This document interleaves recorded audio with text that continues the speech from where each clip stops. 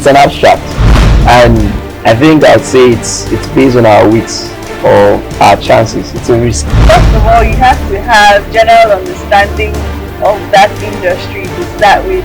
Imagine you doing a transaction between Nigeria and China and it delivers within a spirit. How I got to make that money, the profit of it, I don't know. But you get faced with few challenges and you feel, oh, it's time to give up. Maybe this thing is not for me. It's not for any of us. Consistency, you have to be honesty, you have to.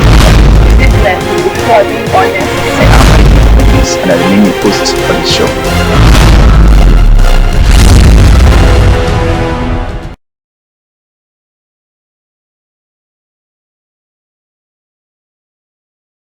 Good day, my fellow entrepreneurs, and you're welcome to yet another exciting episode of The Entrepreneur with IBM Bangis. I am IBM Bangis and I remain your host for this show. Now, there's this interesting quote that what a man can do, a woman can do it better. Although I don't necessarily believe in that quote, I think the right quote should be, what a man can do, a woman can also do it. But you know, times have changed and the world have changed, and then we've changed from this primitive world where men did everything out there, and right now we have amazing women who are thriving to make waves in different ventures and different industries of lives. And that's why you have to give credit to all the women out there who are achieving incredible things, who are trying to push through boundaries to make waves in different industries and different walks of lives. Now we have women contesting for president, we have women leading nations, we have women holding public offices and holding it very successfully. We have women running amazing, most successful private businesses, industries out there, and so many things. In fact, we have women making waves in the fashion industries, in movies, in news, in everything, even in sport itself. To further stress the importance of the role of women, that's why we're made to believe that behind every successful man there is a woman. I don't think there's any quote like behind every successful woman there's a quote, there's a man. But behind every successful man there is a woman out there. Now this episode is dedicated to those women out there who are thriving, who are trying to make it in the midst of all these difficulties out there. We want to let you know that we do celebrate you and we do appreciate you. We'll be talking about all the problems and the obstacles that women face out there on their path to success. And to help me do that, I have someone in the studio, a superwoman, if I will say, a renowned entrepreneur, and a world, or let me say an international public speaker, well-known public speaker. But I will be introducing her after the break. So stay tuned after the break.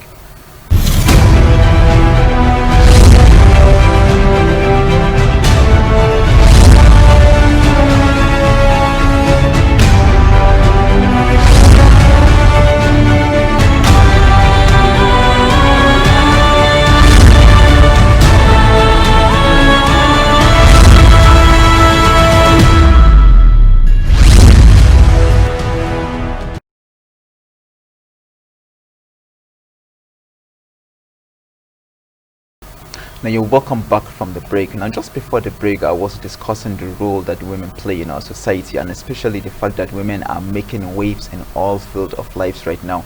Now we've changed, the world has changed from that primitive view where men did everything, and right now we have women contesting for different things out there. And in fact, some will even say they are beating the men in a way of contesting for whatever it is that they want to do or whatever industry that they are partaking in. And I did mention that I have someone in the studio here today with me, an international known public speaker, a well-renowned entrepreneur, the person of Miss Fadila Saleh Bade. Miss Fadila Saleh Bade, you're welcome to The Entrepreneur with IBM Bangis. Thank you. Okay, so Miss Fadila, I don't know, given that I know some of the things that you're into, I wouldn't say I did justice to that introduction. So could you just tell us a little bit more about yourself? Thank you very much. My name is Fadila Saleh Bade, also known as Mama Africa. Madam Africa? Mama Africa. Oh, Mama Africa. Yes. All right. I am an international public speaker, a community activist, a registered nurse, an advocate for women affairs, and also a poet. Okay, well that's amazing. When you say an advocate for women affairs, what does it mean? It means you're fighting for women, or? Yeah, I support them in everything they do. Okay, wow, interesting. Okay, well, there's one thing that you did mention. You said you're a public speaker, right? Yeah. So what got you into public speaking? Is this something you just grew up and started to do, or? Actually, I was born for it. I usually tell people that because I cannot remember the time I started or I was told to start public speaking. Okay. I just grew up doing it and all. Since when I was in primary school, I was into debating activities, inter-school competitions, and many more. So that was how it started, actually. Okay. And I could actually remember the first time we met. Now it was at an event where you were supposed to speak and I was supposed to speak. Okay, so from one public speaker to the other, then definitely we do understand that there are different challenges when it comes to public speaking, right? Yeah. So what are some of those challenges that you particularly as a public speaker face? Personally. Okay, personally. Well, okay, to speak for myself, it's not like I have a lot of challenges. Okay. What I would say is when it comes to maybe traveling from one place to another, being the fact that now we are having problems, insecurity exactly happening in Nigeria and all. So I think for that I will say that's the only challenge I am facing right now. Okay, so I would like to know, as a woman, you said, okay, probably traveling is one of the problems, right? But then obviously you need to travel as a public speaker. And you go to different events, you speak at different events. How do you handle work-life balance? Okay, talking your about personal life and your work life, how do you handle it? Actually, I strategize everything I do, okay? And talking about my own work, I have passion for it. So I don't really feel the stress when I'm doing it. So some of the time or most of the times I usually schedule it like, okay, this week I am having this and that. I make sure my personal life doesn't interfere with my professional life. I do that more most of the time. Okay, so that means you spell out everything that you're going to do. Yes. Most of the times. Most of the time, not all the time. Not all the time. Okay, well, actually I don't know, there's this saying that says that when you want to travel a road and you follow the paths through which someone has gone through and he gives you advice and you follow that same advice, you'll get there faster, right? Okay, so as a public speaker, what are some of the best advices you've gotten from people that has helped you very well in your career? Believe in yourself. Who gave you that advice? Believe in yourself. To say that. Actually, not a single person. I've always had that, like, you need to believe in yourself to do better and all. You need to know what you're capable of doing and then you do it. Exactly. Okay. There are a lot of public speakers out there. I am a public speaker myself, you are, and we have common friends that are public speakers. So what do you think makes you unique as a public speaker? The passion. The passion that you have? Yes. How do you display your passion? Okay, usually when I'm about to go on stage to talk, I feel very, very excited. I feel very, very happy. You understand? Yes. I feel happy that I'm going to maybe share my knowledge to pass an info. So I get very, very excited, very, very happy to talk in front of my audience and all. And when I finish, I feel very much more happier than started. Well, interesting. Now, actually, when you look at public speaking, for example, I think one of the major problems for people out there is the stage fright. You go on stage, you start to panic. Okay, am I dressed well? Am I talking well? Am I addressing people the way I'm supposed to address them and all? So how do you personally handle stage fright? Well, usually every time I'm going, I don't know, maybe it's because I've been used to it, like I said. I usually be like, Fadila, you got this. I mean, this is not your first time, so there is nothing to be scared You've done it before. Yeah, exactly. Okay, well, interesting. Okay, so apart from public speaking, because actually on this show, this is an entrepreneurial show. You're an entrepreneur yourself. As a public speaker, you're definitely an entrepreneur. Okay, so as an entrepreneur, apart from public speaking, we have so many women out there, especially like within the north particularly. And okay, they want to, let me say, key into a business, or they want to start something and they just don't have this idea of what to do. What advices will you give to people who are back home, especially women back home who are watching you right now, on some of the businesses or some of the things that you feel they can go into? Obviously, as a public speaker, I'm sure public speaking is one of them. So what other kind of business venture or entrepreneurial venture will you suggest that people go into? Well, okay, before answering that, I would like to start by saying I will advise my fellow women to advocate on themselves first.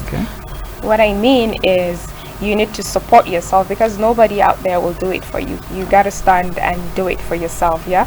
Okay. So aside from that, there are a lot of businesses out there. Maybe you can try the skincare line, the hair care line, maybe tailoring, fashion and designing, and many more things that you are passionate about. I usually say that all the time. Don't just start a business because you want to start a business. Start a business because you love that business and you care about it so much, so that when you get into it, you will be able to do it very, very well, effectively and efficiently. Okay. Now, can you just tell us now, who is the person you look up to the most when it comes to public speaking? Amina J. Mohammed. Who is she? Amina J. Mohammed. That's the UN section. Oh, wow, that's nice. And why do you look up to her? Is there a particular reason, or?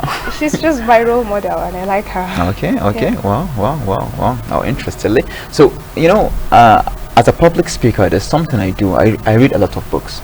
And because of the books I read, then it helps me when I'm talking to people. It gives me idea. I have vast knowledge of things I can say to people because of that. How do you get your own? How do you gather your own content? Because I've seen you in different events. I've seen you on TV. I've heard you on radio. So how do you gather all those content up? Well, most of the times they actually just come. When I just know the theme of the discussion, ideas start coming. They just start popping. You just open your mouth and it just start popping up. Exactly. Most of the times it happens like that. Okay. Well, interestingly, I'm in conversation with Miss Fadila Saleh Bade, an international public speaker. But please stay tuned. We're going to take a short break, and after the break, we'll continue our discussion. Stay tuned after the break.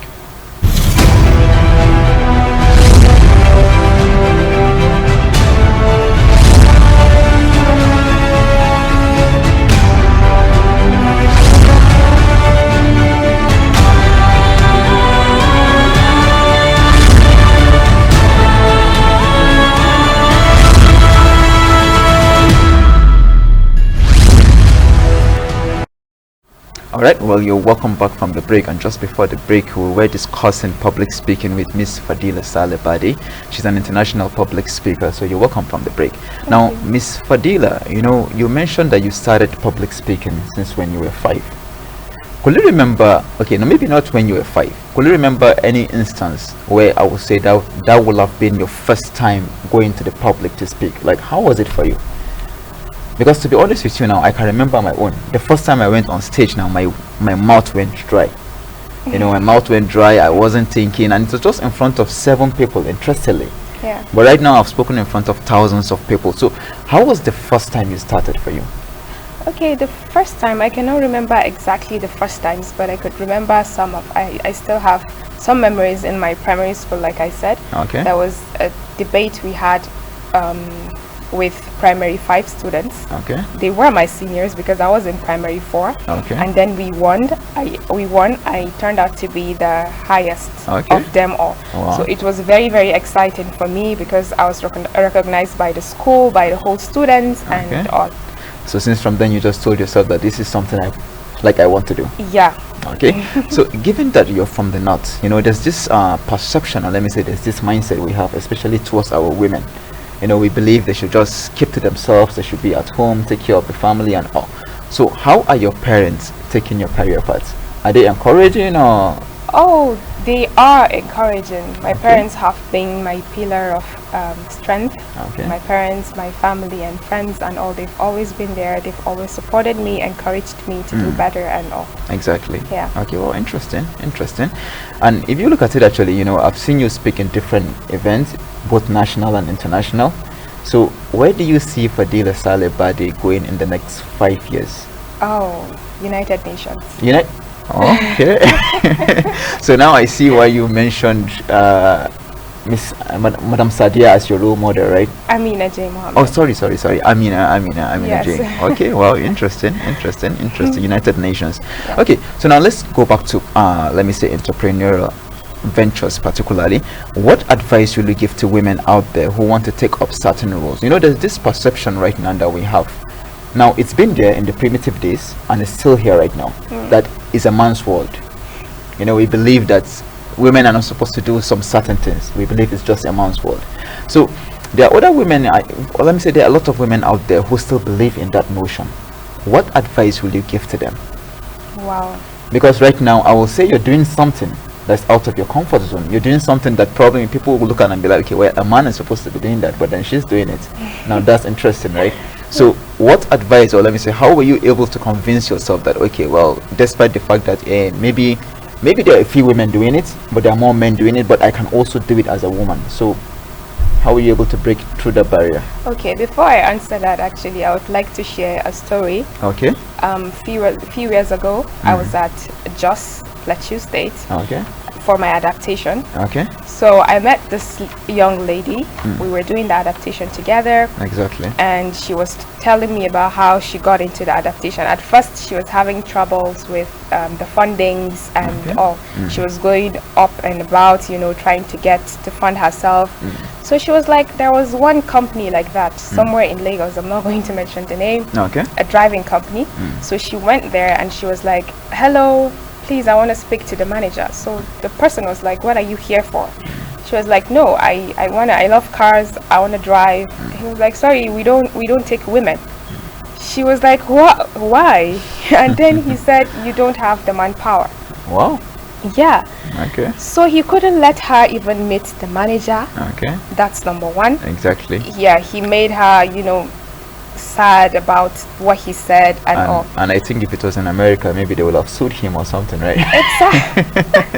Exactly. So the thing pained her so much. I mean, this lady here, she just like she said, she told him she's passionate about it. You know, she want to drive. She loves cars. Okay. She should have been given the opportunity to try exactly, it. to try it and see. Exactly. She wasn't able to do that. She had to do other stuff, and she got herself funded. Okay. And she was here, sorry, for the adaptation and all. So see what I'm talking about? Exactly. Sometimes you just have to be you, like I said. You just have to be deaf, because a lot of people will try to tell you, no, you cannot do this, no, you cannot do that, and yet you can do it even much more better than someone could.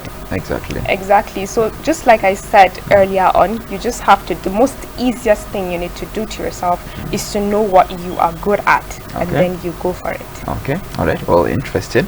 I'm sure we have a lot of viewers back home who are watching right now who want to be public speakers just like you, international public speakers in a way. So can you ever recall any time that you were being booed off stage? No. You've never been booed off stage? Yes. Okay. Mashallah. I've never had that. So that means you've been good all the way, right? Yes, absolutely. Okay. Interestingly. Yeah. Okay, so let me see. Now, you're a public speaker. Yeah. You're also a nurse. Yeah.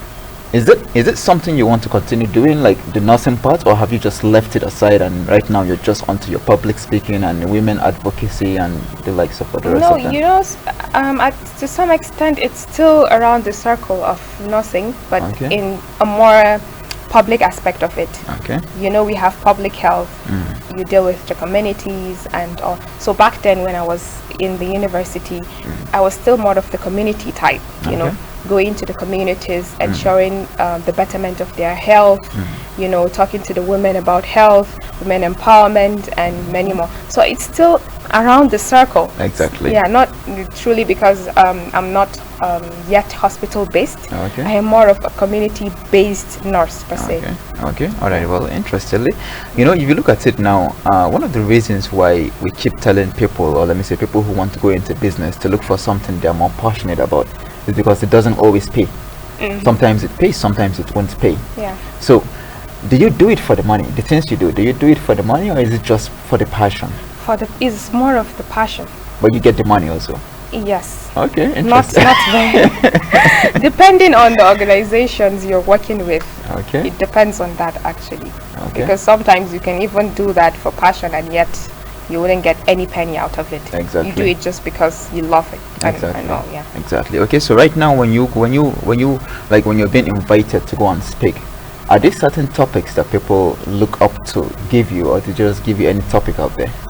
Well, usually they just propose topics to me, and then I accept them. Yeah, as long as it's educational, I do accept them. Are there topics that you've rejected before?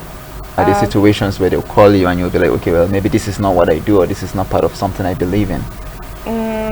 Not yet. Not yet. Yeah. Okay.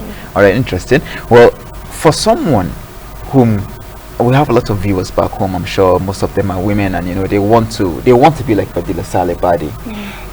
what advice will you give them for them to be like, or for them to be more than Fadila Saleh Bade? Wow, yeah, more than.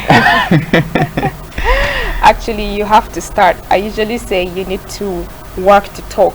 Okay. You don't just say you want to do something and then you sit back and then you don't do it. Okay. You have to start the You work. have to start from somewhere. Exactly. Then you'll be successful. Okay. Avoid procrastination. Make sure you know the thing you want to really do, and then you do it. Okay. Yes. Talking about procrastination, I think actually that's one of the most important, or let me say one of the major dream killers out there.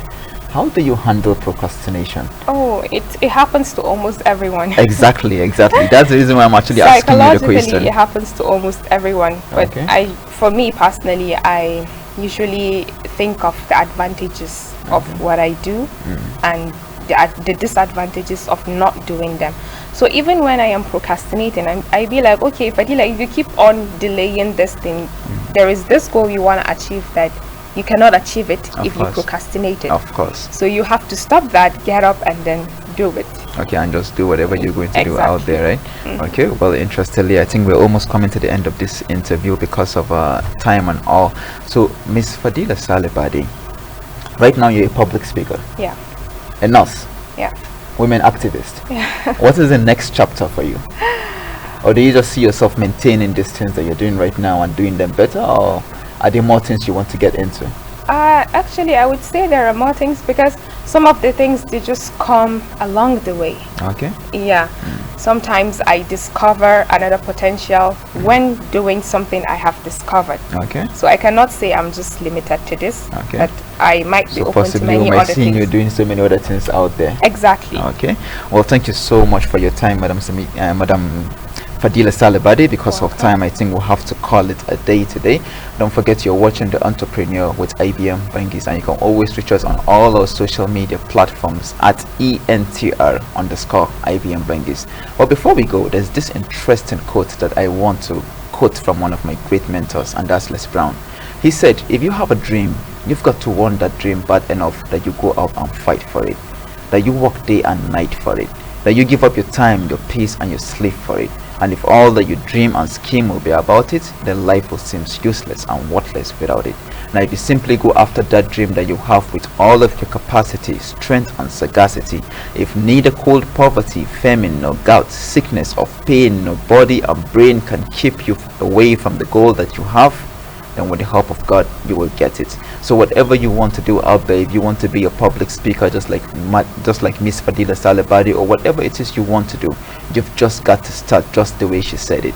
Now stay tuned next week for another interesting episode of The Entrepreneur with IBM Bangis. Do have a lovely weekend. Thank you for watching.